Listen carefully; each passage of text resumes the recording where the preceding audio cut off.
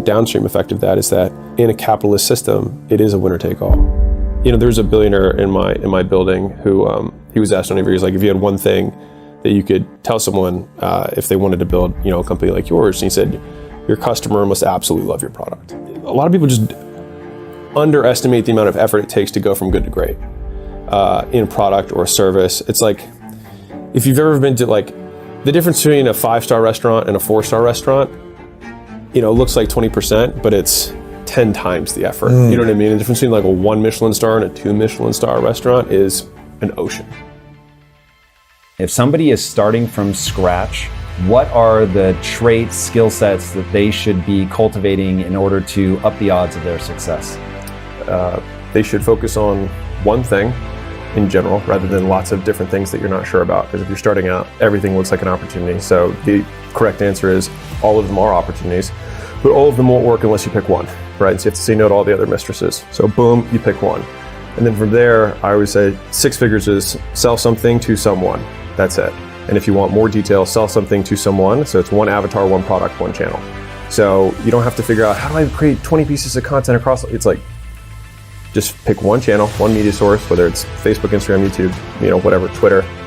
Consistently start going on that, whether that's cold outbound, whether that's content, whether it's running paid ads, whether it's affiliates, word of mouth, whatever it is, and start reaching out to people there to start selling your stuff.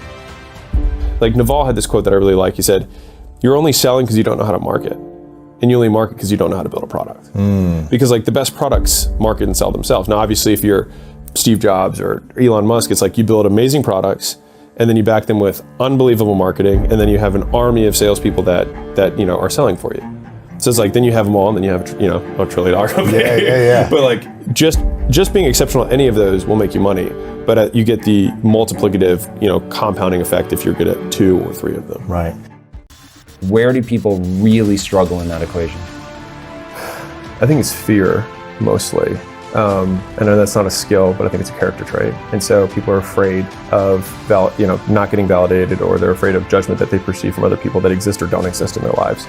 And so for whatever reason, they have this second voice that criticizes everything they do that in reality isn't even there, but is constantly present. It's like the antithesis of whatever the God figure is, but just the negative voice. And so I think that's the thing that stops most people from doing the stuff they know they need to do. Because if you think about like, whether it's want to get in shape, or I want to have a better marriage, or I want to make more money, most people on some level, at a basic level, they know what to do. And my proof point of like even making money, right?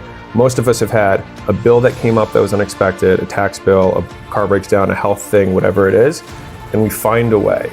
And so when it's for someone else, people will use the actual resourcefulness that they have to make the money, but for whatever reason, they won't use that same resourcefulness to make it for themselves. And so I think that most people know if they want to work out, to get in shape or to lose weight, whatever, they know they need to eat fewer donuts and move more in general, but they don't, right? Because they're afraid of getting started, or they don't have the discipline to keep going, which is they can't make the short-term sacrifice for the long-term achievement. Do you think it's going to be easier or harder to make money? I think technology in general makes things easier for most people. I mean, because at the end of the day, it's increased access for more people. Yeah. And so I think to reach more people at any moment. Yeah. If I were just to use history as a guide, business has only gotten easier to get into. It's gotten more competitive and easier to get into. And so I think that what happens is just the arena gets bigger. So you got more gladiators, so it's more competitive, but more people can walk in. And so I think, but for the world in general, the more people you have fighting to make amazing products and services, the better it is for society. Yeah. But the downstream effect of that is that in a capitalist system, it is a winner take all. What did you learn about the habits of the rich? I haven't learned much about the habits of the rich at all, to be very candid with you. I think that maybe there are some beliefs that, because like my dad was a doctor, I wouldn't say he was like, ultra wealthy, but like we lived an upper middle class, lifestyle. But in terms of like wealth, as I think you and I would probably understand it, I didn't know anything about that. And I don't think I've ever really studied it very much. I would say that my heroes now, like I started studying wealth after I became wealthy. So like. What did you learn about it afterwards? And what do wealthy people do that you think poor people don't do? They pick higher leverage opportunities, in a sentence. So like rich dad, poor dad, like poor dad says get a job. Poor dad says get a higher paying job. Like rich dad says like, and the thing is there's so many innate beliefs that seem commonplace, like, well, of course. You know what I mean? Like, well, of course, you know, and, you know, you buy some real estate and, you know, it'll appreciate over time. Of course, you invest in some stocks. Like, yeah, of course.